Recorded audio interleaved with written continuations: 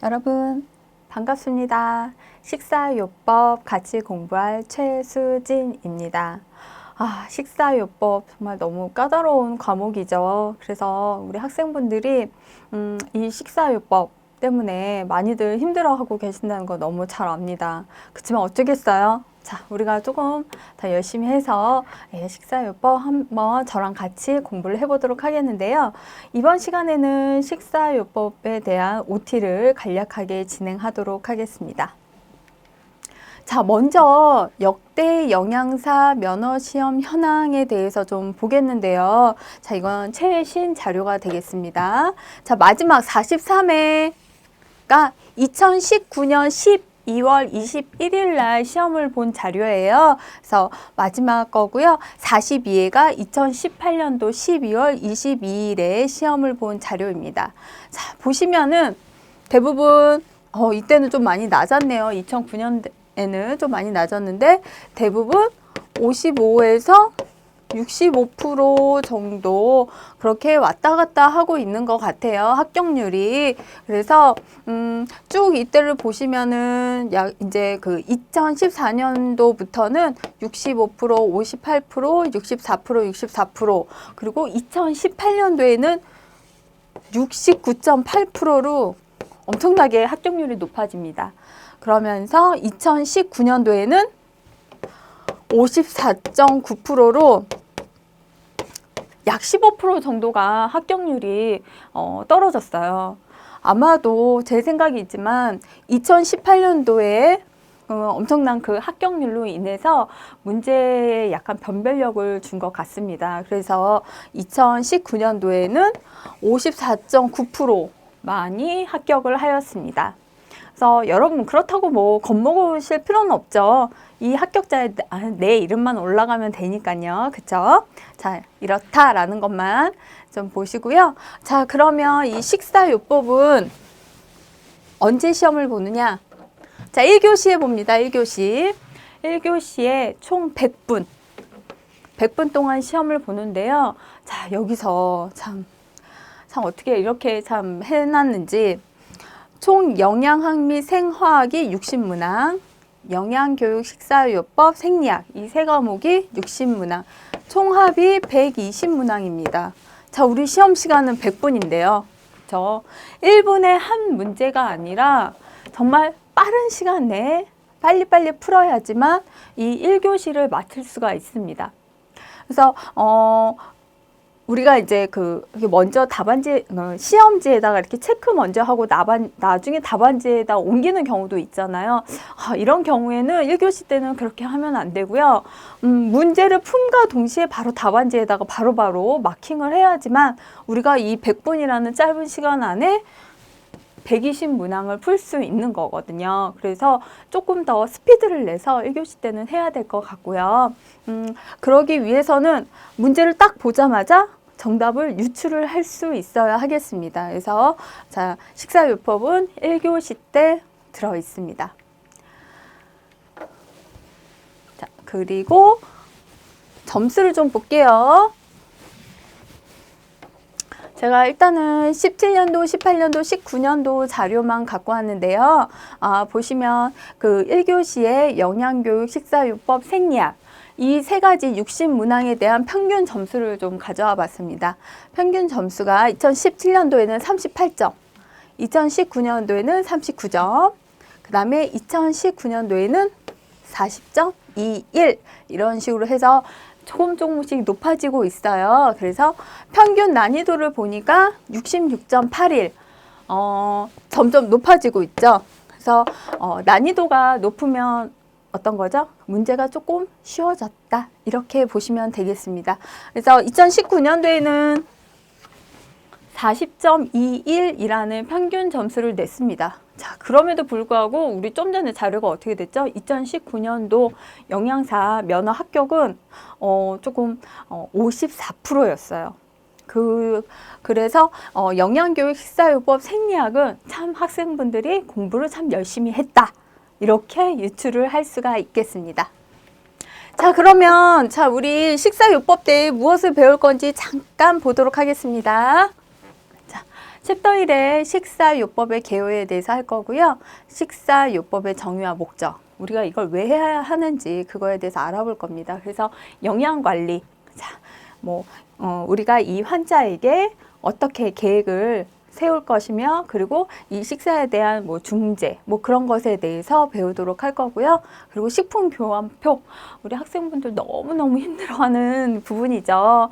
온통 다 외울 거밖에 없죠. 그래서 식품교환표, 곡류, 어육류, 채소, 지방, 우유, 과일, 이것에 대해서 좀 살펴볼 건데요. 솔직히 얘는 정말 외워야 한다는 것밖에 사실 말씀드릴 수가 없네요. 그리고 자, 세 번째, 병인식. 우리 병원에 가면은 물론 일반식으로 나오기도 하지만 미음이라던가 아니면 죽이라던가 이런 식으로 환자에게 맞는 그 식사가 나오게 됩니다. 그래서 병인식 어떤 것이 있는지, 또 경광급식 어떻게 하는 건지, 그리고 검사식은 어떤 게 있는지, 이런 것에 대해서 배우도록 하겠습니다. 자, 두 번째, 소화기계 질환. 너무너무 중요하죠. 그쵸? 소화기계 질환.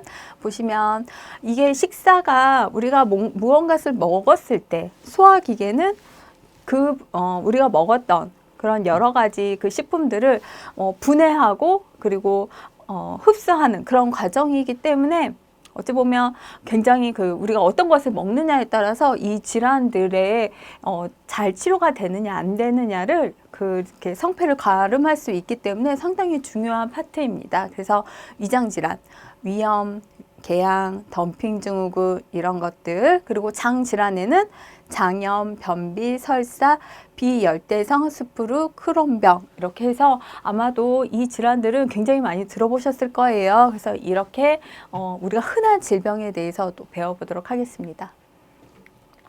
자, 챕터 3은 간, 담낭, 췌장, 이쪽 질환을 배울 건데요. 간, 담낭, 췌장도 마찬가지로 소화를 돕는 그런 장기들이죠. 그래서 아까 소화기계와 마찬가지로 상당히 여기도 중요한 파트가 되겠습니다. 그래서 간염, 지방간, 간경변증, 간성혼수, 그리고 담낭염, 담석증, 췌장염, 이런 식으로 이런 것들의 질환이 있을 때 어떤 식으로 영양을 처방을 해야 하는지, 그런 것에 대해서 배워보도록 하겠습니다. 자, 네 번째, 비만증과 체중 부족. 이것도 마찬가지죠. 우리가 사실 비만도 마찬가지지만 우리가 먹는 것에 따라서 굉장히 좌지우지가 많이 되는 게 바로 비만증이 되겠습니다. 그래서 영양 처방을 어떻게 하는 것이 좋은지에 대해서, 그리고 비만의 원인으로 어떤 게 있는지, 선천적으로 비만이 있는 건지 아니면은 뭔가 다른 요인이 있는 건지, 그래서 비만의 원인과 분류, 어떻게 치료하면 좋은지에 대해서 같이 공부할 거고요. 그 외에 체중 부족이 있겠습니다. 자, 챕터 5번은 심장 혈관계 질환입니다. 그래서 심장 질환, 고지혈증, 동맥경화증, 이런 것들은 사실 먹는 것과 굉장히 관계가 있습니다. 특히나 이제 우리가 나트륨 많이 얘기를 하죠. 짠 음식들에 의해서 이런 것들이 또 발생하기도 하고, 고혈압, 저혈압이 발생을 하기도 하고요. 그리고 여러 가지 지방이라던가 너무 단 것이라던가 이런 것들이 먹으면서 혈관에 어떤 영향을 끼치는지, 그런 질환에 대해서 공부를 해보도록 하겠습니다. 자, 챕터 6, 비뇨기계 질환입니다. 비뇨기계 질환, 그래서 어떤 질환이 있는지, 사구체신염, 신부전, 이런 것들은 어떤 건지, 신부전에는 급성 신부전도 있고 만성 신부전도 있습니다. 이런 경우에는 자, 우리가 어떻게 영양을 처방을 해야 되는지 또 보실 거고요. 투석, 신장 결석, 이런 것들은 상당히 우리가 영양과 밀접한 관계가 있기 때문에 이 투석이라든가 신장 결석 잘 알아보도록 하겠습니다. 자, 당뇨 나왔습니다.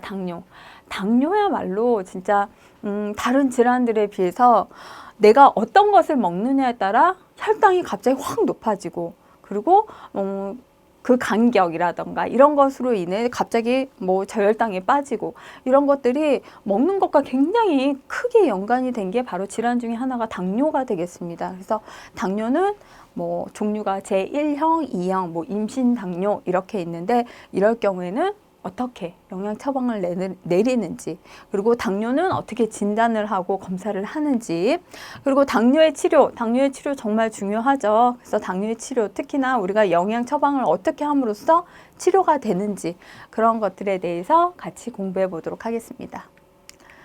자, 챕터 8, 감염성 질환 대사장애 있습니다. 그래서 우리가 이제 그 바이러스라든가 세균의 침입에 의해서 뭔가 염증이 많이 생겼을 때, 뭐 폐렴, 장티푸스, 콜레라, 결핵, 뭐 폐기종 같은 그런 염증이 생겼을 때 1차적으로 어떤 걸 해야 하는지, 일단은 뭐 염증이 생기면 제일 먼저 발생하는 게 열이 되겠죠. 그래서 체온이 높아지기 때문에 어떻게 해야 하는지에 대해서 배울 거고요.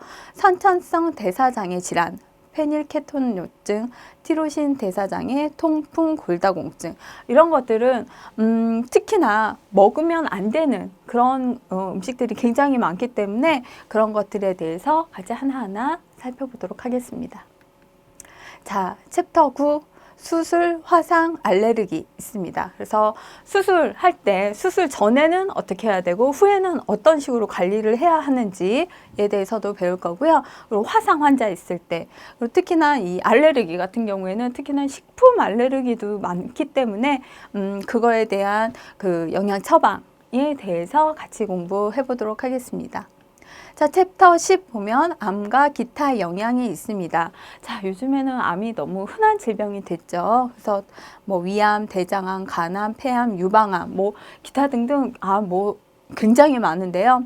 이런 영양소하고 암과의 관계, 어떻게 하면 좋은지, 그리고 암을 예방하기 위해서는 어떻게 하는 것이 좋은지, 이런 것들이 바로 이 식사요법에 담겨 있는 내용이 되겠습니다.